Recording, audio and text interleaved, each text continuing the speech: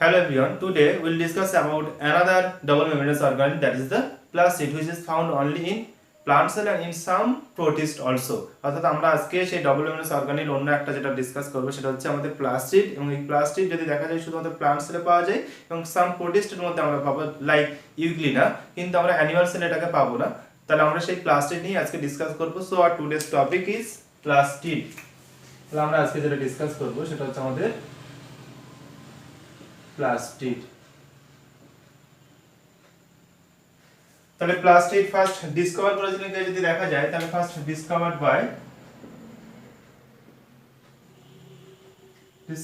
By Haeckel. তাহলে Haeckel first এটাকে discover করেছিলেন। এবার যদি দেখা যায় যে এই প্লাস্টিড কোথায় পাওয়া যাবে, তাহলে found in all the plant cell। তাহলে সমস্ত প্লান্ট সেলে আমরা প্লাস্টিড পাবো। একই সঙ্গে কোথায় পাবো? সাম প্রোটিস্ট, কিছু আমরা প্রোটিস্টের ক্ষেত্রেও পাবো, যেমন আমরা এখানে एग्जांपल দিলাম ইউগ্লিনা। তাহলে ইউগ্লিনার ক্ষেত্রে আমরা কি পাই? প্লাস্টিড পাই। তাহলে আমাদের সমস্ত উদ্ভিদ কোষ প্লাস কিছু প্রোটিস্টে, যেমন ইউগ্লিনার ক্ষেত্রে আমরা কি পেয়েছি? প্লাস্টিড পেয়েছি, কিন্তু অ্যানিমাল সেলে অ্যাবসেন্ট থাকবে। তাহলে আমরা প্লাস্টিডের টাইপসে যদি চলে আসি এবারে, তাহলে টাইপস অফ প্লাস্টিড যদি দেখা যায়, টাইপস অফ প্লাস্টিড, তাহলে টাইপস অফ প্লাস্টিডটা কিসের বেসিসে করা যাবে? তাহলে অন দা বেসিস অফ, আমরা যে বেসিসটাকে ইউজ করব যে পিগমেন্টের বেসিসে। পিগমেন্ট প্রেজেন্ট আর অ্যাবসেন্ট তার উপর ডিপেন্ড করে আমরা দুটো টাইপস করব এখানে। তাহলে একটা যদি দেখা যায় আমাদের লিউকোপ্লাস্ট উইদাউট পিগমেন্ট, আর অ্যানাদার যদি আমরা দেখি তাহলে সেটা হচ্ছে আমাদের ক্রোমোপ্লাস্ট।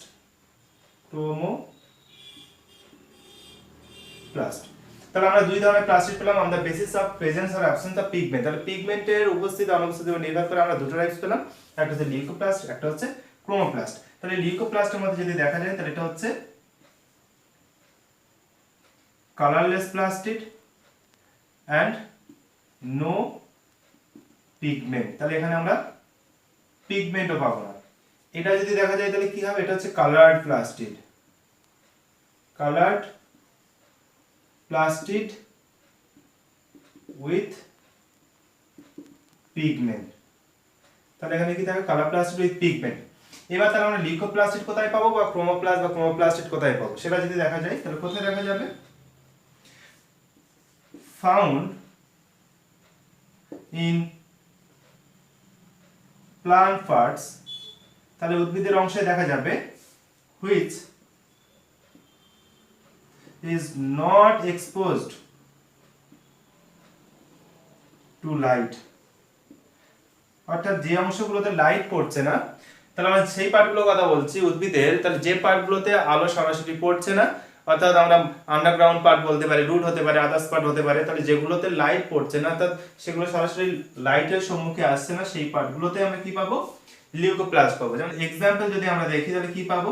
তাহলে আমরা এখানে টিউবার, কন্দের কথা বলা হলো, টিউবার হতে পারে, বিভিন্ন রুট হতে পারে, আবার আমরা রাইজোমের কথা বলতে পারি। তাহলে আন্ডারগ্রাউন্ড স্টেম আর রুট যেগুলো আছে সেগুলো আমরা যেহেতু লাইট এক্সপোজ করছে না সেগুলো, তো বা তারা সরাসরি আলোর সংস্পর্শে আসছে না, সেই জন্য তাদের মধ্যে কি থাকবে? লিউকোপ্লাস্টিড থাকবে। তাহলে লিউকোপ্লাস্টিডের মেইন ফাংশন যদি আমরা দেখি তাহলে কি হয়? Food storage. তাহলে কি করবে? Food storage. তাহলে মূল কাজ হচ্ছে খাদ্য সঞ্চয় করে রাখা। এবার আমরা ক্রোমোপ্লাস্টিডে চলে আসি, তাহলে এটা কালার প্লাস্টিড কোথায় পাওয়া যাবে? ফাউন্ড ইন প্লান্ট পার্টস, অবশ্যই উদ্ভিদ অংশে পাওয়া যাবে, which is exposed to light।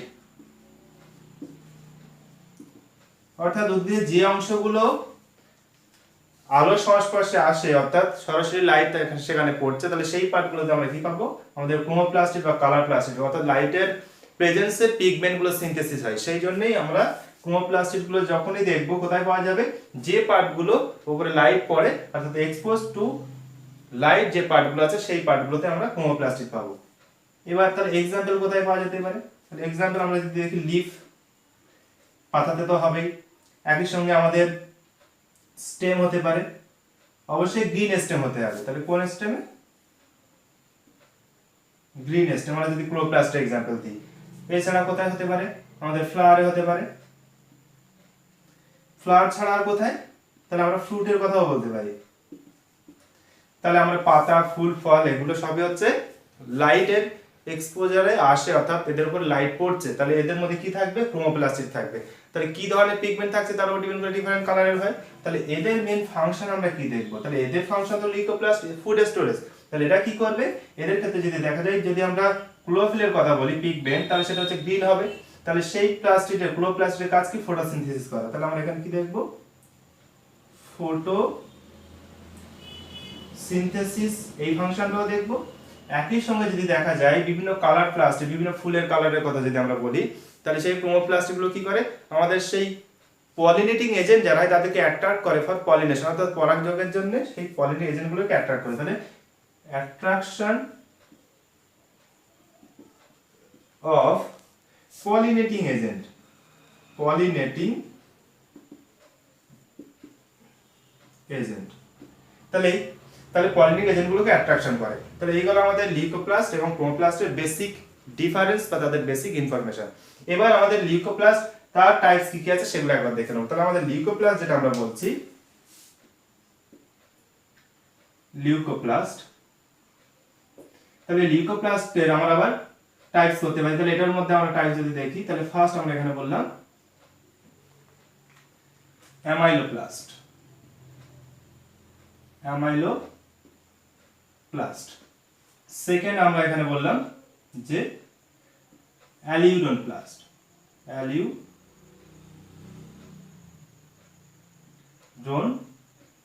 প্লাস্ট, বা এটাকে আমরা প্রোটিনোপ্লাস্ট বলতে পারি। আর একটা বললাম এলাইওপ্লাস্ট, এলাইওপ্লাস্ট। তাহলে লিউকোপ্লাস্টের মেইন ফাংশন হচ্ছে ফুড স্টোরেজ। এবার কি ধরনের ফুড, তাহলে হুইচ টাইপ অফ ফুড সেখানে স্টোর হচ্ছে তার উপর ডিপেন্ড করে কিন্তু আমরা অ্যামাইলোপ্লাস্ট, অ্যালিউরন প্লাস্ট, এলাইওপ্লাস্ট বলছি। তাহলে এটা কিসের উপর বেস করে হয়েছে? যে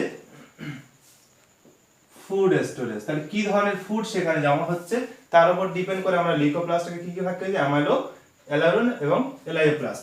অ্যামাইলোপ্লাস্টের মধ্যে কি স্টোরেজ হবে? তাহলে এখানে আমরা লিখছি কার্বোহাইড্রেট। তাহলে এখানে কি সঞ্চয় হবে? কার্বোহাইড্রেট স্টোরেজ করবে। অ্যালিউরন প্লাস্টের মধ্যে কি সঞ্চয় করবে? প্রোটিন। তাহলে প্রোটিনটা মেইনলি কি রূপে করে? অ্যালিউরন রূপে করে, সেই জন্য এটাকে আমরা অ্যালিউরন প্লাস বা আমাদের প্রোটিনোপ্লাস্ট বলতে পারি। এলাইওপ্লাস্টের মধ্যে কি স্টোরেজ করবে?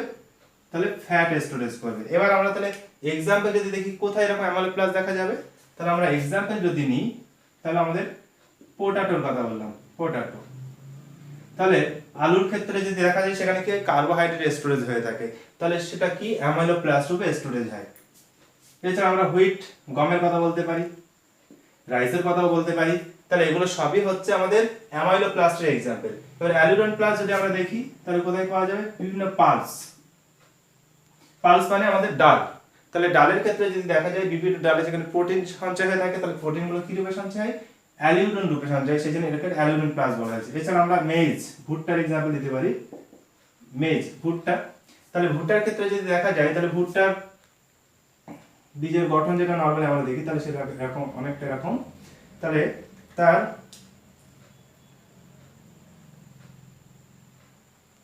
বাইরের এই পার্টটা, এটা হচ্ছে প্রোটিন দ্বারা তৈরি। তাহলে এটা হচ্ছে আমাদের অ্যালিউরন পার্ট, অ্যালিউরন। তাহলে এটার মধ্যে কি আছে? অ্যালিউরন প্লাস দেখা যাচ্ছে। আবার আমরা ভিতরে যদি দেখি, তাহলে সেখানে কি হয়?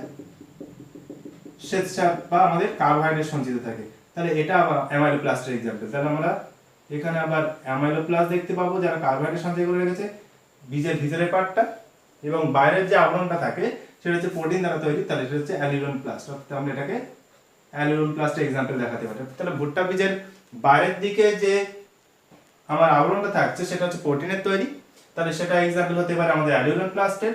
আবার যদি আমরা ভিতরের অংশটা দেখি, তাহলে সেখানে কার্বোহাইড্রেট বা শ্বেতসার সঞ্চয় হয়ে থাকছে, তাহলে সেটা কিসের এক্সাম্পল? আবার অ্যামাইলোপ্লাস্টের এক্সাম্পল। এলাইওপ্লাস্টের এক্সাম্পল যদি নিই, তাহলে আমরা কি পাবো? এখানে আমরা ক্যাস্টার সিডের কথা বলতে পারি, রেডি বীজ, ক্যাস্টার সিড। আমরা ক্যাস্টর অয়েল যেটা বার করে থাকি, তাহলে সেই ক্যাস্টার সিডের মধ্যে যে এলআইও প্লাস্ট অর্থাৎ ফ্যাট সঞ্চয় করে রেখেছে, প্লাস্টিডগুলো ফ্যাট সঞ্চয় করে রেখেছে, সেখান থেকে আমরা ক্যাস্টর অয়েলটা পেয়ে থাকবো। এছাড়া আমরা যদি দেখি গ্রাউন্ড নাট, তাহলে মাটির নিচে যে বাদামটা আমরা পেয়ে থাকি সেখানেও আমরা দেখবো যে ফ্যাট সঞ্চয় হয়ে থাকে। তাহলে ফ্যাটটা যেখানে সঞ্চয় হয়ে থাকছে সেটা যে প্লাস্টিডের মধ্যে, সেটা এলাইওপ্লাস্ট। অর্থাৎ সবাই লিউকোপ্লাস্ট, বর্ণহীন প্লাস্টিড, কোনো পিগমেন্ট সেখানে নেই। তাহলে ডিফারেন্সটা কোথায়, যে সেখানে ফুড মেটেরিয়াল যেগুলো স্টোর হয়েছে সেগুলো ডিফারেন্ট, সেই জন্য আমরা টাইপ পেলাম কি, তাহলে আমাদের লিউকোপ্লাস্টের মধ্যে আমরা অ্যামাইলোপ্লাস্ট পেলাম, কার্বোহাইড্রেট স্টোরেজ, অ্যালুমিনিয়াম প্লাস্ট পেলাম, প্রোটিন স্টোরেজ করে, এলাইওপ্লাস্ট হচ্ছে ফ্যাট স্টোরেজ করে। এই এবার আরেকটা জিনিস যদি এখানে দেখা যায় যে আমাদের লিউকোপ্লাস্ট যেটা ছিল সেটা হচ্ছে অ্যাগ্রানাল, অর্থাৎ এখানে গ্রানা ফর্মেশন হয় না। আর ক্রোমোপ্লাস্ট যত আমরা দেখবো সবই হচ্ছে গ্রানাল। তাহলে আমরা দেখবো যে থাইলাকয়েড গুলো সাজিয়ে সাজিয়ে গ্রানা ফর্মেশন হয় ক্রোমোপ্লাস্টের বা আমাদের ক্লোরোপ্লাস্টের গঠন যখন দেখবো, তাহলে আমাদের ক্রোমোপ্লাস্ট যত আছে তাদের ক্ষেত্রে গ্রানা ফর্মেশন হয়, কিন্তু এদের ক্ষেত্রে গ্রানা ফর্মেশনটা হয় না। আর একটা জিনিস হচ্ছে আমাদের এই যে লিউকোপ্লাস্ট এবং ক্রোমোপ্লাস্টের মধ্যে ইন্টার কনভার্সন হয়, অর্থাৎ লিউকোপ্লাস্ট যদি লাইট এক্সপোজ করা যায় তাহলে সেই ক্ষেত্রে তারা পিগমেন্ট ডেভেলপ করতে সক্ষম হয়, ফলে তারা ক্রোমোপ্লাস্টে কনভার্ট হতে পারে। আবার ক্রোমোপ্লাস্টটা যদি আমরা লাইট এক্সপোজারের বাইরে নিয়ে আসি তাকে, অর্থাৎ সেখানে যদি লাইট না পাই, তাহলে সেক্ষেত্রে কিন্তু আবার সেই লিউকোপ্লাস্টে কনভার্ট হবে। আবার একই সঙ্গে আমরা বিভিন্ন ক্রোমোপ্লাস্টিড যখন দেখবো সেই ক্রোমোপ্লাস্টিডগুলোর মধ্যে আবার ইন্টার কনভার্সন হয়, অর্থাৎ তারা বিভিন্ন ধরনের পিগমেন্ট ডেভেলপ করতে পারে। এবার তাহলে আমরা ক্রোমোপ্লাস্টিডের টাইপগুলো দেখে নিই। তাহলে ক্রোমোপ্লাস্ট যেগুলো আছে সেগুলো টাইপস আমরা দেখে নিই। তাহলে আমরা লিউকোপ্লাস্ট যখন ক্লাসিফাই করেছি on the basis of food storage, অর্থাৎ কি ধরনের ফুড সেখানে স্টোর হয়েছে সেই হিসেবে। বা যখন আমরা ক্রোমোপ্লাস্ট আলাদা করব তাহলে সেখানে কিন্তু আমরা পিগমেন্ট কি আছে তার উপর ডিপেন্ড করে এটাকে ক্লাসিফাই করা আছে, যে বিভিন্ন ধরনের পিগমেন্ট থাকবে, তাহলে কি ধরনের পিগমেন্ট আছে তার উপর ডিপেন্ড করে আমরা ক্লাসিফাইটা করব। তাহলে ফার্স্ট আমরা এখানে করলাম, এক নম্বরে যেটা করলাম যে ক্লোরোপ্লাস্টে কোন পিগমেন্ট থাকবে, ক্লোরোপ্লাস্টে যে পিগমেন্ট থাকবে সেটা হচ্ছে আমাদের ক্লোরোফিল। তাহলে এখানে যে পিগমেন্ট থাকছে সেটা হচ্ছে আমাদের ক্লোরোফিল পিগমেন্ট, এবং সেটা কোন কালারের, অবশ্যই গ্রিন পিগমেন্ট। তাহলে আমরা গ্রিন পিগমেন্ট পাবো। তাহলে কোথায় পাবো, এক্সাম্পল যদি আমরা দেখি তাহলে লিফ, পাতায় অবশ্যই পাওয়া যাবে, গ্রিন লিফ সবুজ পাতা যত আছে, গ্রিন স্টেম সেখানেও পাবো। তাহলে মেনলি পাতার সঙ্গে গ্রিন পার্ট যেগুলো আছে সেগুলোতে আমরা ক্লোরোপ্লাস্ট পাবো। সেকেন্ড যদি আমরা দেখি তাহলে সেকেন্ড আমরা বললাম যে ফিওপ্লাস্ট। তাহলে ফিওপ্লাস্টের ক্ষেত্রে যদি দেখা যায় তাহলে এদের কি পিগমেন্ট থাকবে, তাহলে এদের থাকে জ্যান্থোফিল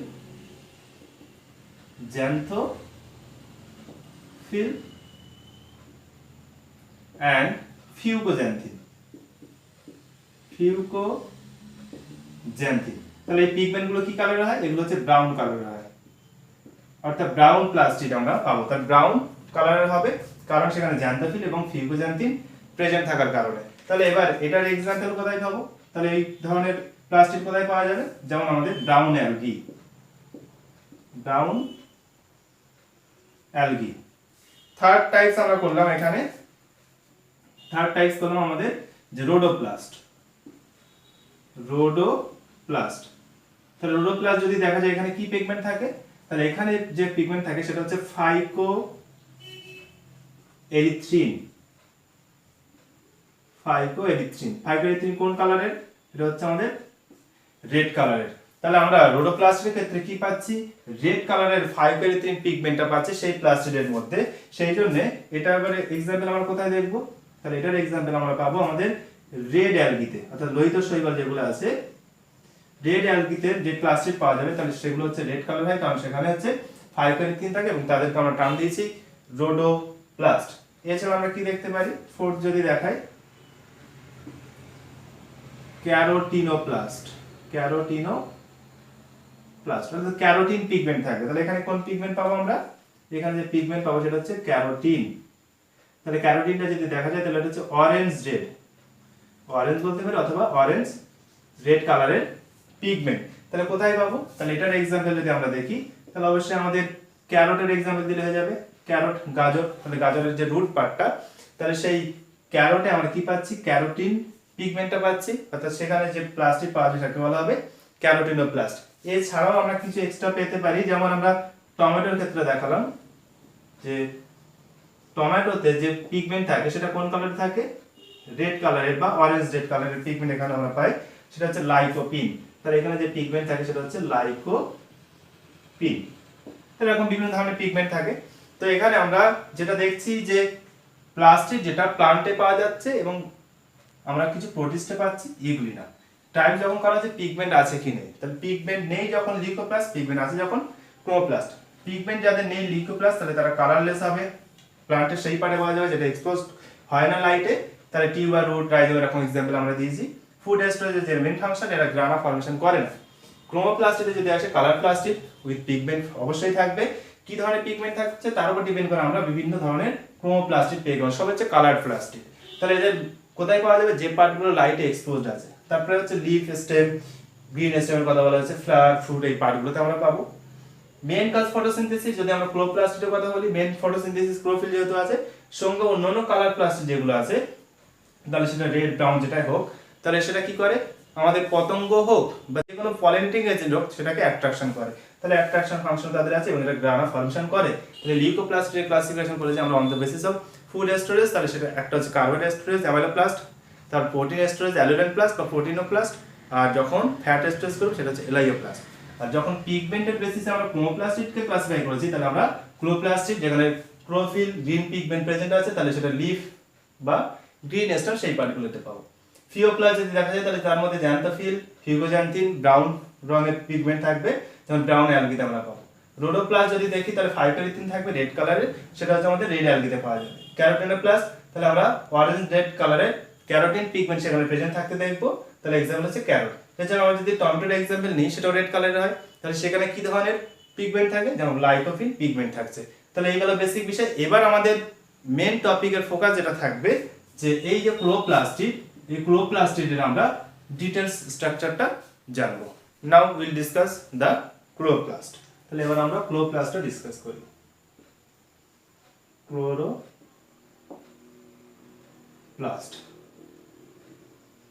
তাহলে ক্লোরোপ্লাস্ট যদি দেখা যায় তাহলে ফার্স্ট ডিসকভার করেছিলেন কে, তাহলে ডিসকভার্ড বাই, যদি আমরা দেখি তাহলে অ্যান্টন ভন লিউয়েনহক।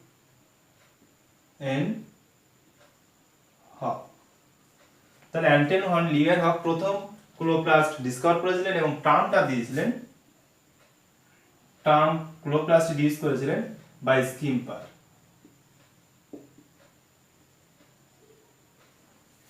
এবার তাহলে আমরা ক্লোরোপ্লাস্টের নাম্বারগুলো দেখে নিই। তাহলে নাম্বার যদি আমরা দেখি, number of chloroplast per cell, তাহলে প্রতি কোষ পিছু আমাদের কটা করে ক্লোরোপ্লাস্ট থাকতে পারে, তাহলে সেটার একটা কনসেপ্ট আমরা নিয়ে নিই। তাহলে ফার্স্ট যদি দেখা যায় যে 1 পার সেল, একটা করে থাকবে প্রতি কোষ পিছু। তাহলে এর এক্সাম্পল যদি আমরা দেখি তাহলে কি পাবো, আমরা গ্রিন অ্যালগির এক্সাম্পল নিতে পারি, যেমন আমাদের ক্লামাইডোমোনাস।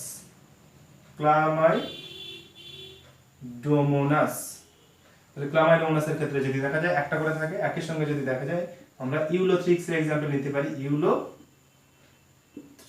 তাহলে সেই ক্ষেত্রেও 1% থাকবে। তারপর যদি আমরা দেখি 1 to 16 পার সেল, সেটা কাজে দেখা যাবে, যেমন আমরা एग्जांपल নিলাম আমাদের অ্যানাদার গ্রিন অ্যালগি, যেমন স্পাইরোগাইরা। তাহলে স্পাইরোগাইরার ক্ষেত্রে আমরা এটা পাবো। তারপরে যদি দেখা যায় 20 to 40 পাওয়া যায় পার সেল, তাহলে এটা হচ্ছে আমাদের হায়ার প্ল্যান্টের ক্ষেত্রে, তাহলে এই হচ্ছে নাম্বার। তাহলে নরমালি প্রতি সেল পিছু একটা থাকতে পারে, যেমন আমরা ক্লাইমাটোমোনাস, ইউলোথ্রিক্স যে গ্রিন অ্যালগি एग्जांपल নিয়েছি সেটা। 1 to 16 থাকতে পারে অ্যানাদার গ্রিন অ্যালগি, যেমন স্পাইরোগাইরার ক্ষেত্রে বলা হয়েছে, এবং 20 to 40 পার সেল, তাহলে এটা হচ্ছে আমাদের হায়ার প্ল্যান্টের ক্ষেত্রে। তাহলে আমরা সেই হায়ার প্ল্যান্টের যে ক্লোরোপ্লাস্ট পাওয়া যায় সেটা নিয়ে মেইনলি ডিসকাস করব। তাহলে এবার আমরা যদি শেপটা দেখি, শেপ, তাহলে বিভিন্ন ধরনের শেপের হতে পারে। তাহলে ফার্স্ট আমরা এখানে দেখলাম যে কাপ লাইক আর কাপ শেপ, কাপ শেপের হতে পারে। কাদের দেখা যাবে, কাপ শেপের আমরা যেটা দেখবো সেটা হচ্ছে ক্লামাইডোমোনাসের ক্ষেত্রে। ক্লামাইডোমোনাস যদি আমরা দেখি তাহলে তার ক্ষেত্রে যে ক্লোপ্লাস্টিড আছে সেটা কিন্তু কাপ লাইক। তাহলে কেমন হবে? তাহলে ক্লামাইডোমোনাসের আমরা ডায়াগ্রামটা যদি একটু দেখাই তাহলে এরকম হয়। এটা হচ্ছে বাইফ্ল্যাজেলেটেড, অর্থাৎ দুটো ফ্ল্যাজেলা প্রেজেন্ট থাকবে এবং এদের যে ক্লোপ্লাস্টিড থাকবে সেটা যদি আমরা দেখাই তাহলে সেটা এরকম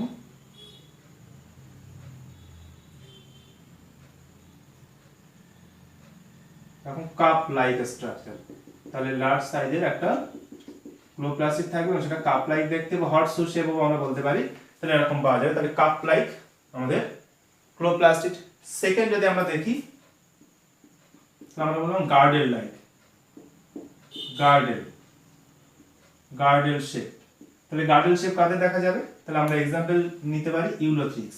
তাহলে ইউলোথ্রিক্স যেটা আমরা বলছি তাহলে সেই ইউলোথ্রিক্স এর ক্ষেত্রে আমরা কি পাবো? গার্ডেল শেপের পাবো। গার্ডেল শেপ মানে অনেকটা সি শেপ। তাহলে কেমন? তাহলে আমরা ইউলোথ্রিক্স এর ডায়াগ্রামটা যদি দেখি তাহলে তারা এরকম কোন একটা সাবস্ট্রেটের সঙ্গে আটকে থাকে। তাহলে ফার্স্ট তাহলে তারা ইউনিসেলুলার, কিন্তু একটার সঙ্গে একটা সেল তারা চেন লাইক অ্যাটাচমেন্টের অবস্থান করে। তাহলে এখানে আমরা একটা সেল যেটা দেখালাম তাহলে বেসমেন্টের উপরে বা কোনো কিছুর সঙ্গে আটকে আছে। তাহলে ফার্স্ট যে সেলটা থাকে তাহলে এই সেলটা যদি দেখা যায় তাহলে এটা হচ্ছে উইদাউট ক্লোরোপ্লাস্ট, অর্থাৎ প্রথম যে কোষটা থাকে সেই কোষটাতে ক্লোরোপ্লাস্ট থাকে না। সেই যে এটাকে আমরা নাম দিই কি হোল্ড ফাস্ট নাম দিই এটাকে। এর পরবর্তী যে সেলগুলো আছে তাহলে পরবর্তী সেলগুলো যদি আমরা এইভাবে দেখাই তাহলে পরবর্তী যে সেলগুলো থাকবে সেই সেলগুলোতে প্রত্যেকটাতে আমরা দেখব একটা করে কি থাকবে, আমরা বলি যে 1 সেল থাকবে। তাহলে এদের প্রত্যেকটা কোষে একটা করে ক্লোরোপ্লাস্ট থাকবে। তাহলে সেটা যদি দেখানো যায় তাহলে এরকম। তাহলে আমরা যে কোনো একটা সেল তাহলে সেটাকে যদি ম্যাগনিফাই করে দেখি তাহলে এরকম হবে।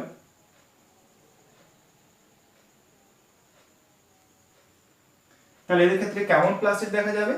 Girdle shape. তাহলে গার্ডেল শেপটা আমরা এইভাবে দেখাতে পারি।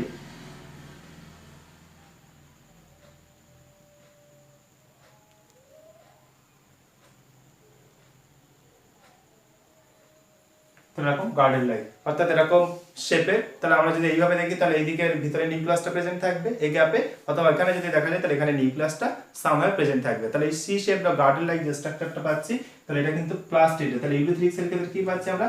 এরকম গার্ডেলের মতন পাচ্ছি। প্রত্যেকটা কোষেই কিন্তু এরকম একটা করে থাকবে এবং যে কোষটা একদম অ্যাটাচমেন্ট করে আছে বেসমেন্টে বা কোনো ভিত্তির সঙ্গে তাহলে সেটার ক্ষেত্রে কোনো ক্লোরোপ্লাস্টিড আমরা থাকতে দেখি না। তাহলে সেই সেলটাকে নাম দেওয়া হয়েছে হোল্ড ফাস্ট।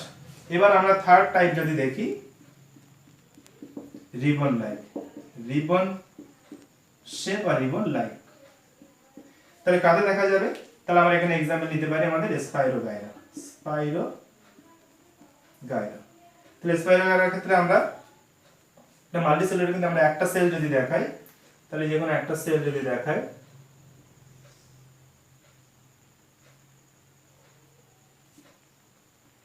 এরকম থাকে। তাহলে আমরা যে কোনো একটা সেলের ক্ষেত্রে যদি দেখাই তাহলে এদের ক্ষেত্রে প্লাস্টিকটা কি হয়? এরকম রিবনের মতন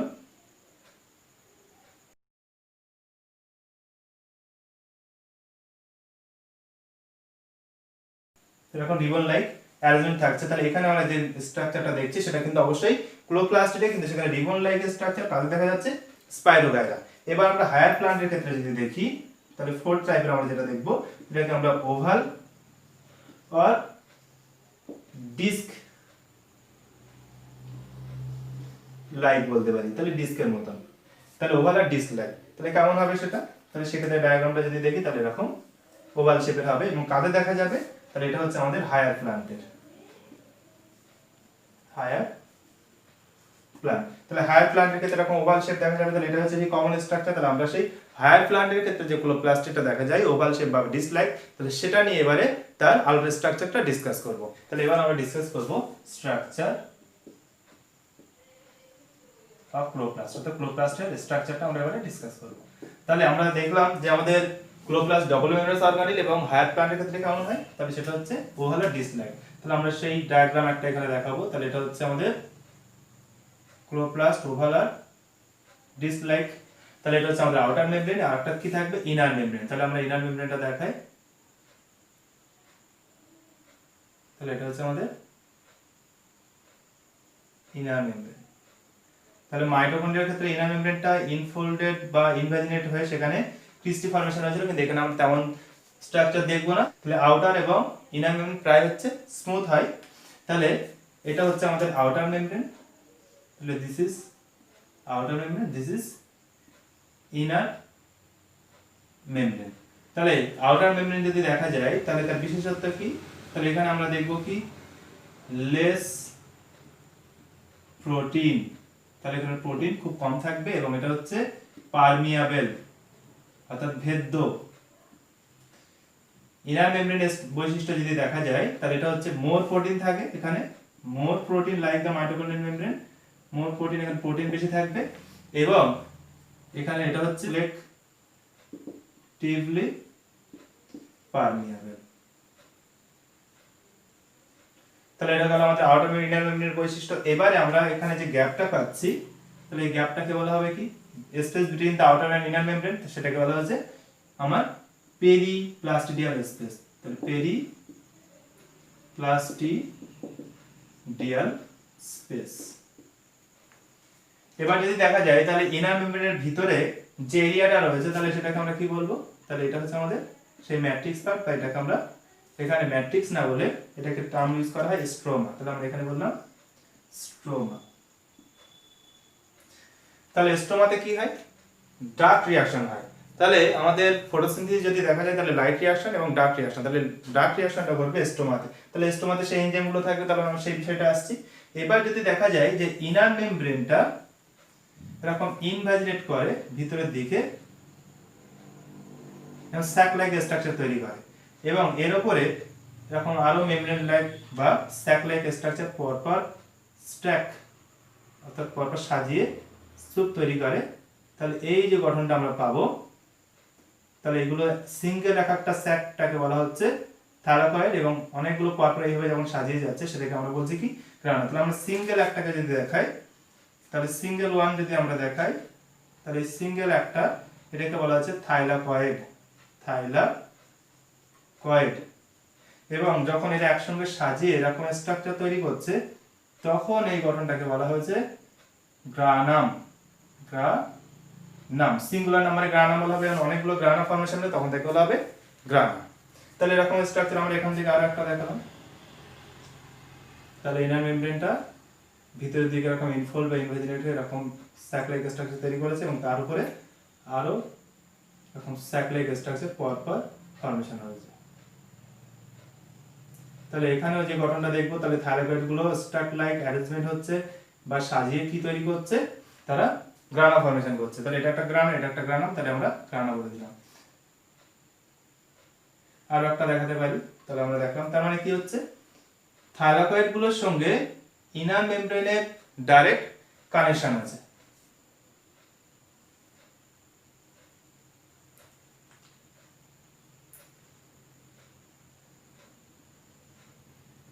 তাহলে এখানেও গ্রানা ফর্মেশন করেছে।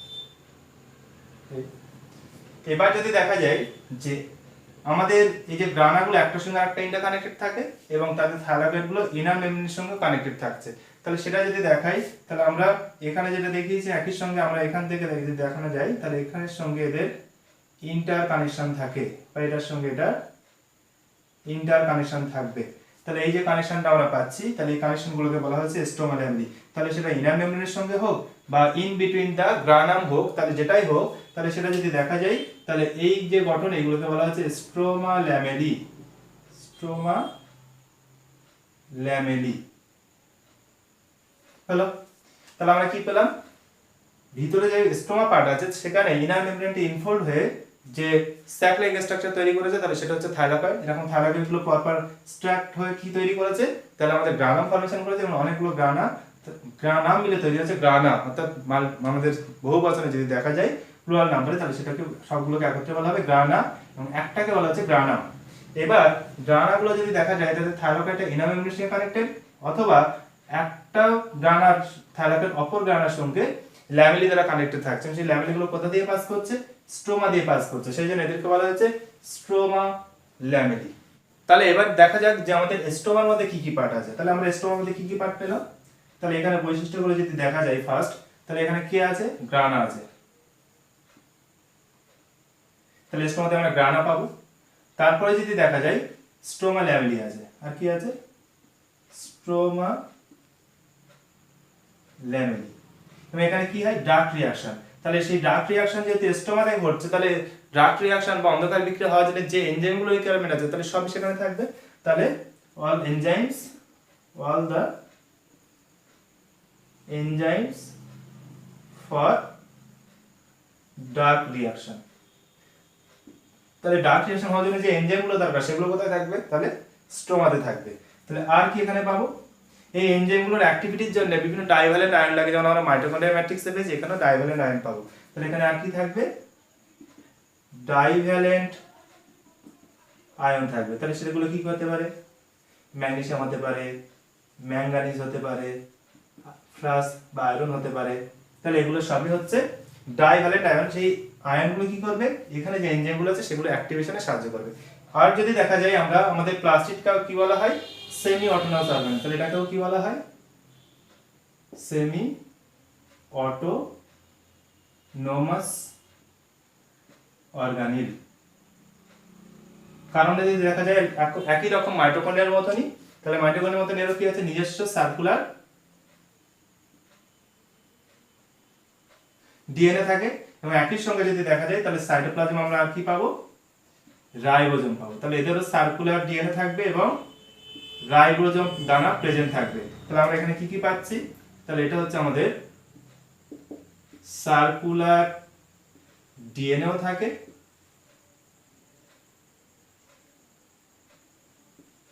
এবং একই সঙ্গে যদি দেখা যায় তাহলে আমরা এখানে কি পাচ্ছি, রাইবোজোম। এবং রাইবোজোমগুলো অবশ্যই কি 70S টাইপের, অর্থাৎ প্রোক্যারিওটিক টাইপের। তাহলে প্রোক্যারিওটিক যেমন সাইটোপ্লাজম ন্যাকেড কন্ডিশনে ডিএনএটা থাকে সার্কুলার ডিএনএ, একই সঙ্গে রাইবোজোম 70S টাইপের থাকে। তাহলে সেটা আমরা প্লাস্টিডের ক্ষেত্রেও পাচ্ছি এবং সেটা তার নিজের ফাংশন নিজেই কন্ট্রোল করতে পারে। সেজন্য যেটাকে আমরা সেমি অটোনোমাস অর্গানিল অর্থাৎ অর্ধ স্বনির্ভর বা অর্ধ স্বয়ংক্রিয় অঙ্গাণু আমরা তাকে বলে থাকছি। তাহলে এই জন্য এদের নিজস্ব সার্কুলার ডিএনএ এবং রাইবোজোম থাকে তার কারণে। তাহলে এগুলো কোথায় প্রেজেন্ট থাকছে, সেই স্টোমার মধ্যেই তো প্রেজেন্ট থাকবে। তাহলে স্টোমাতে গ্রানা পাবো, অর্থাৎ থাইলাকয়েডগুলোর সাহায্যে গ্রানা ফর্মেশন করেছে, স্টোমা ল্যামেলি পাবো, এনজাইম পাবো for dark reaction, divalent ion পাবো। একই সঙ্গে যদি আমরা দেখি তাহলে এখানে আর কি পাবো, আমরা সার্কুলার ডিএনএ পাবো এন্ড রাইবোজোম পাবো। অবশ্যই সেটা 70S টাইপের। আর এখানে আমরা যে বিভিন্ন এনজাইমের কথা বলছি ডার্ক রিঅ্যাকশনের মেইন যে এনজাইম সেটাকে যদি আমরা এখানে লিখি, তাহলে এখানে লিখলাম রুবিস্কো। তাহলে রুবিস্কো যে রাইবোজোম বিসফসফেট কার্বক্সিলেজ অক্সিজেনেজ, তাহলে এই এনজাইমটাই আমাদের ডার্ক রিঅ্যাকশনে মেইন হেল্প করবে। তাহলে এবার যেহেতু পৃথিবীতে প্লান্টের পরিমাণ সবথেকে বেশি, তাহলে এরকম গ্রিন প্লান্ট প্রচুর আছে, তাহলে গ্রিন প্লান্ট যেহেতু আছে তাদের ফটোসিনথেসিস হবে, তাহলে তাদের অর্থাৎ পাতার সংখ্যা প্রচুর হবে। পাতা যদি বেশি থাকে গ্রিন লিফ, তাহলে সেক্ষেত্রে ক্লোরোপ্লাস্টের সংখ্যা বেশি হবে, অর্থাৎ সেই স্টোমার মধ্যে এনজাইমের সংখ্যাটাও বা পরিমাণটা বেশি হবে। সেই জন্য এটা হচ্ছে মোস্ট অ্যাবান্ডেন্ট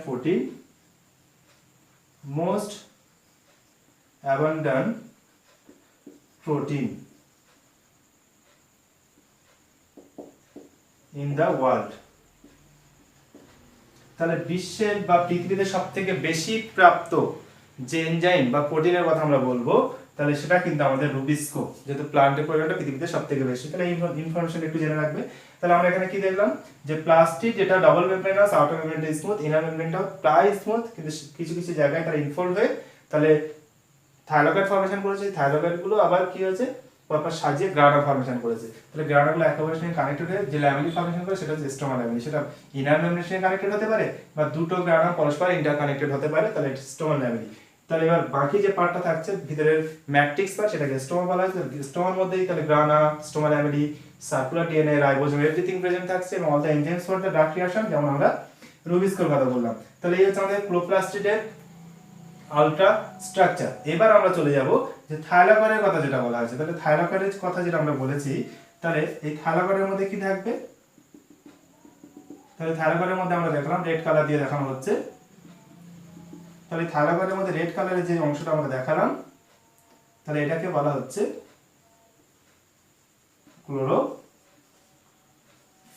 তাহলে ক্লোরোফিল হচ্ছে মেইন পিগমেন্ট যে ফটোসিনথেসিসে হেল্প করবে। তাহলে এবার আমরা সেই থাইলাকয়েডের গঠনটা এবার একটু ডিটেইলসে দেখব।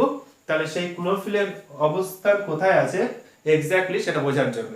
তাহলে এবার একটা সিঙ্গেল থাইলাকয়েড যদি আমরা দেখি, তাহলে আমরা এখানে একটা সিঙ্গেল থাইলাকয়েড দেখাবো। তাহলে এটা হচ্ছে আমাদের সিঙ্গেল থাইলাকয়েড। তাহলে একটা দেখালাম, তাহলে এটা হচ্ছে মেমব্রেন বাউন্ড স্ট্রাকচার, ভিতরটা ফাঁপা। তাহলে আরো একটা আমরা দেখালাম, তাহলে এখানে দুটো থাইলাকয়েড পরপর এইভাবে অ্যাটাচ হয়ে আছে সেটা দেখানো হচ্ছে। তাহলে দুটো থাইলাকয়েড পরপর এখানে কি হয়েছে, অ্যাটাচ হয়ে আছে। এখন এটা একটা থাইলাকয়েড, এটা একটা থাইলাকয়েড পরপর সাজিয়ে এসেছি, যে স্ট্রাক তৈরি করেছে তাকে আমরা গ্রানা বলছি। তাহলে আমরা এখানে দুটো কেন দেখিয়েছি, তাহলে আমরা এখানে যে পার্টটা পাচ্ছি এটা হচ্ছে আমাদের মেমব্রেন পার্ট। তাহলে এটা কি পার্ট, মেমব্রেন পার্ট থাইলাকয়েডের। আর ভিতরে যে স্পেসটা দেখছি তাহলে সেটাকে বলা হবে লিউমেন পার্ট। তাহলে ভিতরের গহ্বর বা ফাঁকা যে জায়গাটা সেটাকে আমরা লিউমেন বলছি। এবার থাইলাকয়েড যখন পরপর সাজাচ্ছে, তাহলে দুটো থাইলাকয়েড পরপর যদি আমরা এইভাবে অ্যারেঞ্জ করে দিই, তাহলে যে জায়গাটায় অ্যাটাচ হচ্ছে তাহলে এখানে দুটো থাইলাকয়েডের পর্দা পরস্পরের সঙ্গে সংযুক্ত থাকে। তাহলে এই পার্টটাকে নাম দেব আমরা, যেখানে দুটো থাইলাকয়েডের পর্দা পরপর অ্যাটাচ হয়েছে, তাহলে এই পার্টটাকে আমরা বলবো অ্যাপ্রেজড পার্ট। আর অ্যানাদার পার্ট যে জায়গাগুলো তাহলে পরস্পর অ্যাটাচ হয়ে নেই, তাহলে অ্যাটাচমেন্ট ছাড়া অন্য যে জায়গাগুলো থাকছে থাইলাকয়েডের ফ্রি কন্ডিশনে যে মেমব্রেন গুলো, তাহলে সেই মেমব্রেন গুলোকে আমরা বলছি কি নন অ্যাপ্রেজড পার্ট। তাহলে নন অ্যাপ্রেজড পার্ট। তাহলে আমরা থাইলাকয়েডের দুটো পার্ট পাচ্ছি, একটা হচ্ছে অ্যাপ্রেজড পার্ট, একটা হচ্ছে নন অ্যাপ্রেজড পার্ট। তাহলে যেখানে দুটো থাইলাকয়েড মেমব্রেন অ্যাটাচ হয়ে গেছে সেই জায়গাটাকে বলা হচ্ছে অ্যাপ্রেজড পার্ট, এবং যেটা অ্যাটাচ হয়ে নেই তাহলে সেটাকে বলা হচ্ছে নন অ্যাপ্রেজড পার্ট। তাহলে এটা আমরা সেই থাইলাকয়েড দেখালাম। তাহলে আমরা থাইলাকয়েডের লিউমেনের মধ্যে আসলে এখানে ক্লোরোফিল পিগমেন্টকে দেখিয়ে দিয়েছি, কিন্তু প্রকৃতপক্ষে লিউমেনের মধ্যে থাকবে না। কোথায় থাকবে, এই মেমব্রেনে। তাহলে মেমব্রেনে কি রূপে থাকবে, এরকম কোয়ান্টাজম দানা রূপে থাকবে। তাহলে থাইলাকয়েড মেমব্রেনে কি প্রেজেন্ট থাকে, আমাদের সেই ক্লোরোফিল পিগমেন্ট বলতে পারি, অথবা আমরা কি বলছি কোয়ান্টাজম দানা বা কোয়ান্টাজম পিগমেন্ট থাকবে। তাহলে কোয়ান্টাজম হচ্ছে ফটোসিনথেটিক ইউনিট। তাহলে আমরা একটার ক্ষেত্রে দেখিয়েছি। তাহলে এখানে যেগুলো দেখানো হয়েছে, তাহলে এগুলো কি কোয়ান্টাজম গ্রানুল বলতে পারি বা কোয়ান্টাজম, যেটাকে ফটোসিনথেটিক ইউনিট বলবো। তাহলে এবার থাইলাকয়েডের পর্দায় কি থাকছে, আমাদের কোয়ান্টাজম। তাহলে কোয়ান্টাজম কি হয় দেখা যাক, কোয়ান্টাজম। তাহলে কোয়ান্টাজম হচ্ছে এক কথা আমরা বলতে পারি কালেকশন অফ পিগমেন্ট। তাহলে বিভিন্ন ধরনের পিগমেন্টের কালেকশন। তাহলে কতগুলো, তাহলে আমরা এখানে যদি দেখি 230টা পিগমেন্ট থাকে, মোর অ্যাবাউট 230 পিগমেন্ট প্রেজেন্ট থাকে একটা কোয়ান্টাজম ইউনিটের মধ্যে। তাহলে কোয়ান্টাজম গুলো আসলে ইউনিট, সেগুলো কি দিয়ে তৈরি, কালেকশন অফ পিগমেন্ট, বিভিন্ন ধরনের পিগমেন্ট দ্বারা তৈরি। তাহলে সেই পিগমেন্ট গুলো কি কি হতে পারে, যেমন ক্লোরোফিল হতে পারে, ক্লোরোফিল হতে পারে, তারপরে আমাদের জ্যান্থোফিল হতে পারে, ফাইকোপ্লিন হতে পারে, ফাইকো এরিথ্রিন হতে পারে, অথবা আমাদের ক্যারোটিনয়েডস এর মধ্যে আমরা এখানে জ্যান্থোফিল লিখেছি, তাহলে আমরা ক্যারোটিনয়েডস উল্লেখ করে দিলাম। তাহলে যাই হোক, এখানে বিভিন্ন ধরনের পিগমেন্ট মিলিতভাবে কোয়ান্টাজমটা তৈরি করবে। তাহলে আমাদের কোয়ান্টাজম পিগ আসলে কি, তাহলে সেই যেটা একটা ইউনিট, তাহলে এটার মধ্যে কি কি পাবো আমরা, কালেকশন অফ পিগমেন্ট পাবো। তাহলে আমরা একটা কোয়ান্টাজম দানা যদি দেখি, তাহলে তার মধ্যে 230টা পিগমেন্ট আছে। সেই 230টা পিগমেন্টের মধ্যে কি আছে, chlorophyll plus another accessory pigment আছে। অর্থাৎ প্রাইমারি পিগমেন্ট হচ্ছে ক্লোরোফিল, সঙ্গে অ্যাক্সেসরি বা সহকারী পিগমেন্ট থাকলে তাহলে টোটাল মিল হচ্ছে 230। তাহলে এখানে ক্লোরোফিল হচ্ছে মেইন পিগমেন্ট আর বাকিরা হচ্ছে আমাদের অ্যাক্সেসরি পিগমেন্ট। তাহলে এটা হচ্ছে আমাদের মেইন পিগমেন্ট আর বাকিরা হচ্ছে অ্যাক্সেসরি অর্থাৎ সাহায্যকারী পিগমেন্ট আমরা বলতে পারি। তাহলে কোয়ান্টাজমটা তৈরি হয়েছে বিভিন্ন ধরনের পিগমেন্ট দ্বারা, 230টা থাকে, তাহলে ক্লোরোফিল প্লাস অ্যানাদার পিগমেন্ট মিলে তৈরি হয়েছে। অর্থাৎ আমাদের কোয়ান্টাজম দানার মধ্যে কি আছে, ক্লোরোফিল আছে। তাহলে আমরা বলতে পারি থাইলাকয়েডের পর্দায় কি থাকছে, ক্লোরোফিল থাকছে। অথবা আমরা বলতে পারি থাইলাকয়েডের পর্দায় যে কোয়ান্টাজম দানা থাকে সেই কোয়ান্টাজম দানার মধ্যে কি থাকে, ক্লোরোফিল থাকে। তাহলে বিভিন্ন ধরনের পিগমেন্ট মিলিতভাবে সেই কোয়ান্টাজম দানাটা তৈরি করেছে। তাহলে সেটা যদি আমরা দেখাই তাহলে কিভাবে থাকে, তাহলে সেন্টারে থাকে ক্লোরোফিল এ, তাহলে সেন্টারে থাকবে ক্লোরোফিল এ এবং অন্যান্য ক্লোরোফিল অণুগুলো তাদেরকে ঘিরে অবস্থান করে, এরকম ভাবে থাকে। তাহলে আমরা আরো একটা দেখাই, প্রোফিল এ থাকে, তাকে ঘিরে অন্যান্য সাহায্যকারী পিগমেন্টগুলো থাকবে। তাহলে মানে আমরা এখানে যেটা দেখাচ্ছি এক একটা সিঙ্গেল কোয়ান্টাজম। তাহলে এক একটা কোয়ান্টাজম যদি আমরা দেখাই তাহলে এটা হচ্ছে একটা কোয়ান্টাজম। তাহলে এটার মধ্যে কি আছে 230 পিগমেন্ট আছে, তাহলে এটার মধ্যে আছে, এটার মধ্যে আছে, তাহলে প্রোফিল আছে, এটাতেও প্রোফিল আছে, সঙ্গে আমাদের অ্যাক্সেসরি পিগমেন্টগুলো মিলিতভাবে কোয়ান্টাজমটা তৈরি করে। তাহলে আমরা কোয়ান্টাজমের মধ্যে প্রোফিল অবস্থান দেখব। তাহলে এখানে আমাদের কি আছে প্রোফিল এ আছে, এখানে আমাদের কি আছে প্রোফিল এ আছে। তাহলে আমরা এখানে দুটো দেখলাম, তার কারণ হচ্ছে আমাদের যে কোয়ান্টাজম যে ফটোসিনথেটিক ইউনিট তৈরি করে, তাহলে এদের মূল কাজ হচ্ছে লাইট হারভেস্ট করা। তাহলে এখানে কি পড়ে সানলাইট, তাহলে এখানে কি পড়ছে আমাদের লাইট, তাহলে এখানে আমাদের কি পড়বে, তাহলে এটাতে আমাদের সানলাইট পড়বে। তাহলে সানলাইটের যে ফোটন কণাটা আছে, তাহলে সেই ফোটন কণাটাকে অ্যাবজর্ব করার কাজই হচ্ছে এই ফটোসিনথেটিক ইউনিট বা কোয়ান্টাজম দানা। তাহলে এরা কি করবে লাইট থেকে তাদের সেই ফোটন কণাগুলোকে অ্যাবজর্ব করবে। তাহলে এটা একটা কোয়ান্টাজম, এটা একটা কোয়ান্টাজম। তাহলে এই যে ফটোসিনথেটিক ইউনিট যারা, তাদের মূল কাজ হচ্ছে লাইট অ্যাবজর্ব করা, সেই জন্য এদেরকে আমরা কি বলি এলএইচসি বা লাইট হারভেস্টিং কমপ্লেক্স। তাহলে এরা কি করছে লাইট যেহেতু অ্যাবজর্ব করছে বা তাদের রেসপেক্টিভ ওয়েভলেন্থ অ্যাবজর্ব করে, সেই জন্য তাদের কি করেছে লাইট হারভেস্টিং কমপ্লেক্স। এটা আমরা দুটো টাইপস করেছি, একটা হচ্ছে PS1, একটা হচ্ছে PS2। তাহলে তাদের বেসিক স্ট্রাকচার একই PS1 PS2 এর। তাহলে প্রত্যেকের কাজে হচ্ছে আমাদের সানলাইট যেটা আছে সেটাকে অ্যাবজর্ব করা, তাহলে সেটাকে অ্যাবজর্ব করবে, তাহলে এও লাইট হারভেস্ট করবে, এও লাইট হারভেস্ট করবে। তাহলে প্রত্যেকের সেন্টারে কি আছে প্রোফিল এ, তাহলে প্রোফিল এটাই বা প্রোফিলটা হচ্ছে মেইন পিগমেন্ট, বাকি সাহায্যকারী যেগুলো আছে তারা হচ্ছে অ্যাক্সেসরি পিগমেন্ট। তাহলে এখানে কি তৈরি করেছে আমাদের কোয়ান্টাজম দ্বারা তৈরি করেছে। তাহলে তাদের কাজ হচ্ছে লাইট হারভেস্টিং করা, ওই জন্য আমরা এটাকে LHC বা লাইট হারভেস্টিং কমপ্লেক্স বলছি। সেটা দুটো টাইপের PS1 PS2। PS1 PS2 কেন, তাহলে বেসিক স্ট্রাকচার একই। তাহলে এখানে প্রোফিল আলাদা পিগমেন্ট আছে 230টা। তাহলে এখানে প্রোফিল এ যে আছে সে কত ন্যানোমিটার ওয়েভলেন্থ অ্যাবজর্ব করে 700, এই জন্য এটাকে আমরা P700 বলি, 700 ন্যানোমিটার ওয়েভলেন্থ অ্যাবজর্ব করে। আর আমরা PS2 যেটা বলছি সেখানে কত ওয়েভলেন্থ অ্যাবজর্ব করে 680 ন্যানোমিটারের। তাহলে ডিফারেন্স এটাই, যেখানে প্রোফিল এ কেন্দ্রে থাকবে সাহায্যকারী পিগমেন্ট চারিদিকে থাকবে, এখানে প্রোফিল এ থাকবে সাহায্যকারী পিগমেন্ট চারিদিকে থাকবে। ডিফারেন্স হচ্ছে যে PS1 যে হবে সে 700 ন্যানোমিটার ওয়েভলেন্থ অ্যাবজর্ব করে, আর আমাদের PS2 যে আছে সে 680 ন্যানোমিটারের ওয়েভলেন্থ অ্যাবজর্ব করবে। তাহলে আমরা এটাকে ওই জন্য কি বলবো আরেকটা নাম দিতে পারি PS1, এটাতে PS2 বলতে পারি বা P680 বলতে পারি। তাহলে আমরা কি পেলাম থাইলাকয়েড মেমব্রেন দেখলাম, তার অ্যাপ্রেস পার্ট আছে, নন অ্যাপ্রেস পার্ট আছে। তাহলে সেই মেমব্রেন আমরা কি দেখতে পাচ্ছি কোয়ান্টাজম দানা দেখতে পাচ্ছি। সেই কোয়ান্টাজম দানা আসলে কি কালেকশন অফ পিগমেন্ট, 230টা পিগমেন্ট থাকবে। তাহলে সেখানে প্রোফিল প্লাস অ্যাক্সেসরি পিগমেন্ট মিলিতভাবে যে ইউনিট তৈরি করে সেটাই হচ্ছে কোয়ান্টাজম। তাহলে সেখানে 230টা পিগমেন্ট থাকবে। তাহলে তাদের মূল কাজ হচ্ছে লাইট হারভেস্ট করা সানলাইট থেকে, সেই জন্য তাদেরকে আমরা LHC কমপ্লেক্স বলছি। তাহলে LHC কমপ্লেক্স দুটো টাইপসের হয়ে থাকে, একটা PS1 টাইপের, একটা PS2 টাইপের। তাহলে তাদের বেসিক স্ট্রাকচার একই, এখানে প্রোফিলের বিক্রিয়া কেন্দ্র রিঅ্যাকশন সেন্টার হিসেবে কাজ করে, এখানেও প্রোফিলের রিঅ্যাকশন সেন্টার হিসেবে কাজ করবে। তাহলে এটা 700 ন্যানোমিটার ওয়েভলেন্থ অ্যাবজর্ব করে, এটা 680, এটাই যে দুজনের মধ্যে ডিফারেন্স। এবার আমরা PS2 PS1 যেটা বললাম সেটা যদি দেখা যায়, তাহলে আমাদের এই যে অ্যাপ্রেস পার্ট যেটা আছে, তাহলে অ্যাপ্রেস পার্টে এই যে অ্যাপ্রেস পার্ট এখানেতে অবস্থান করবে আমাদের PS2, তাহলে এখানে অবস্থান করে PS2। এবং নন অ্যাপ্রেস পার্ট যেগুলো আছে, তাহলে আমরা যদি দেখাই, তাহলে আমাদের নন অ্যাপ্রেস পার্ট, তাহলে যে পার্টগুলো অ্যাটাচ হয়ে নেই দুটো মেমব্রেন, তাহলে সেই পার্টগুলোতে আমরা কি পাবো, তাহলে আমরা এখানে দেখাতে পারি, তাহলে এখানে অবস্থান করে PS1।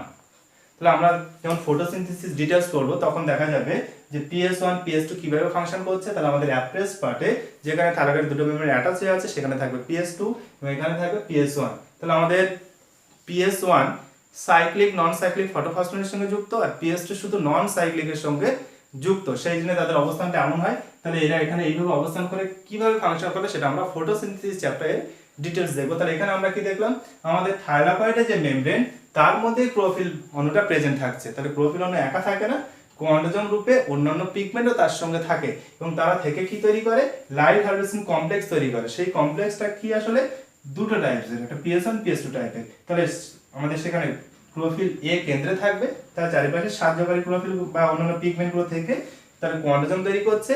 তাহলে যে ক্ষেত্রে কোয়ান্টোজোম অণুর কেন্দ্রে যে প্রোফাইল এটা 700 ন্যানোমিটার ওয়েভলেন্থ অ্যাবজর্ব করবে সেটা PS1, যখন 680 ন্যানোমিটার অ্যাবজর্ব করবে সেটা হচ্ছে PS2।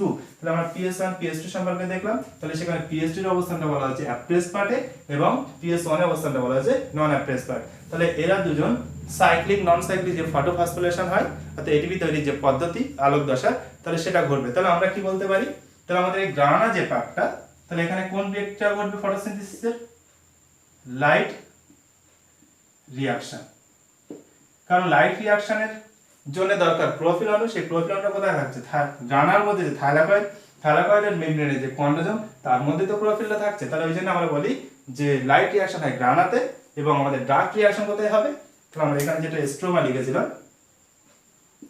স্ট্রোমাতে, তাহলে ওই জন্য আমাদের স্ট্রোমাতে ডার্ক রিঅ্যাকশন হয় এবং ডার্ক রিঅ্যাকশনের এনজাইমগুলো সেখানে প্রেজেন্ট থাকে, যেমন আমরা রুবিস্কোর কথাটা বলেছি। তাহলে এই হলো আমাদের প্লাস্টিডের বা আমরা বলতে পারি আমাদের ক্লোরোপ্লাস্টিড হায়ার প্ল্যান্টের ক্ষেত্রে তার ডিটেইলস স্ট্রাকচার। তাহলে এবার আমরা খুব সংক্ষেপে একটু ফাংশনটা দেখে নেব। তাহলে আমরা এখানে ফাংশনের কথা যদি বলি, তাহলে মেইন ফাংশন কি হলো? আমরা এক কথায় কি বলতে পারি? ফটোসিনথেসিস। তাহলে ফটোসিনথেসিস করে এর মেইন ফাংশন, যেহেতু ক্লোরোফিল সেখানে প্রেজেন্ট থাকছে। আর কি ফাংশন করবে যদি আমরা দেখি, তাহলে সাইটোপ্লাজমিক ইনহেরিটেন্স। মাইটোকন্ড্রিয়ার ক্ষেত্রে আমরা সাইটোপ্লাজমিক ইনহেরিটেন্স দেখেছিলাম আগের ভিডিওটাতে। তাহলে এখানে আমরা দেখব কি, এখানে নিজস্ব ডিএনএ যেটা থাকছে সেটাও সাইটোপ্লাজমিক ইনহেরিটেন্সে হেল্প করবে। তাহলে মেইন ফাংশন হচ্ছে ফটোসিনথেসিস প্লাস সাইটোপ্লাজমিক ইনহেরিটেন্স। এবার আমরা এখানে যে প্লাস্টিড দেখলাম, এই প্লাস্টিডে কি যে গ্রানা ফর্মেশন হয়েছে। তাহলে গ্রানা ফর্মেশন হয়েছে বলে আমরা এখানে প্লাস্টিডের দুটো টাইপ দেখাবো। তাহলে প্লাস্টিডের দুটো টাইপস আমরা দেখাবো, অবশ্যই ক্লোরোপ্লাস্টিডের। তাহলে একটাকে বলা হচ্ছে গ্রানাল, একটাকে বলা হচ্ছে অ্যাগ্রানাল। অর্থাৎ এই ক্ষেত্রে গ্রানা ফর্মেশন হয়েছে, এক্ষেত্রে গ্রানা ফর্মেশনটা হবে না। তাহলে এরকম ক্লোরোপ্লাস্টিড আমরা দুটো টাইপ দেখছি, একটা হচ্ছে গ্রানা ফর্মেশন আছে আর গ্রানা ফর্মেশন হয়নি। তাহলে আমরা এখানে যে স্ট্রাকচারটা ডিসকাস করলাম সেটা কিন্তু গ্রানা ফর্মেশন হয়েছে। তাহলে এটা কোথায় দেখা যাবে? Granal plastid mesophyll cell of C3 and C4 plant. তাহলে C3 এবং C4 প্লান্টের ক্ষেত্রে যদি আমরা দেখি, তাহলে সেখানে গ্রানাল প্লাস্টিড দেখা যাবে, অর্থাৎ সেখানে গ্রানা ফর্মেশন হবে, থাইলাকয়েডগুলো পরপর সাজিয়ে স্টোমা তৈরি করে স্টোমা ল্যামেলি দেখা যাবে। কিন্তু অ্যাগ্রানাল প্লাস্টিডের ক্ষেত্রে শুধু আমরা থাইলাকয়েড বা স্টোমা ল্যামেলি দেখতে পারি, কিন্তু সেক্ষেত্রে আমরা গ্রানা দেখতে পাবো না। তাহলে এটা কাজে দেখা যাবে bundle sheath cell of C4 plant. তার মানে C3 উদ্ভিদের ক্ষেত্রে শুধুমাত্র গ্রানাল প্লাস্টিডে দেখা যাবে এবং C4 উদ্ভিদের ক্ষেত্রে দেখো আমরা কি দেখতে পাচ্ছি, গ্রানাল প্লাস্টিডও দেখা যাবে, অ্যাগ্রানাল প্লাস্টিডও দেখা যাবে। অর্থাৎ আমরা যখন C3 C4 সাইকেল পড়বো ফটোসিনথেসিস চ্যাপ্টারের মধ্যে, তাহলে তখন আমরা C3 C4 সাইকেল সম্পর্কে বলবো। তাহলে C3 সাইকেলের ক্ষেত্রে প্রথম যে স্টেবল কম্পাউন্ড তৈরি হয় সেটা হচ্ছে 3 কার্বনের হয় এবং ওখানে C4 সাইকেল যখন দেখবো সেখানে 4 কার্বনের যৌগ তৈরি হবে। তাহলে C3 সাইকেল আমাদের শুধু মেসোফিল সেলের মধ্যে যে গ্রানাল প্লাস্টিড আছে সেখানে কমপ্লিট হয়ে যাবে, কিন্তু আমাদের C4 প্লান্টে যদি দেখা যায় তাহলে সেক্ষেত্রে গ্রানাল অ্যাগ্রানাল দু ধরনের প্লাস্টিড দেখা যাবে। তাহলে মেসোফিল কলার কোষের মধ্যে যে প্লাস্টিড সেটা হচ্ছে গ্রানাযুক্ত প্লাস্টিড এবং তাদের বান্ডিল আবরণী কোষের মধ্যে যে প্লাস্টিড দেখা যাচ্ছে সেটা হচ্ছে অ্যাগ্রানাল প্লাস্টিড। তাহলে দুটো প্লাস্টিড মিলিতভাবে আলটিমেটলি C4 সাইকেলটা কন্ট্রোল করে। তো যাই হোক, এই দুটো প্লাস্টিড আমরা দেখছি। তাহলে এখানে আমরা যে স্ট্রাকচার ডিসকাস করেছি সেটা হচ্ছে গ্রানাল প্লাস্টিড এবং অ্যাগ্রানাল প্লাস্টিড হলে সেখানে স্টোমা মানে আমাদের গ্রানা ফর্মেশনটা হবে না। তাহলে এই হচ্ছে আমাদের প্লাস্টিড সম্পর্কিত details information. Thank you so much.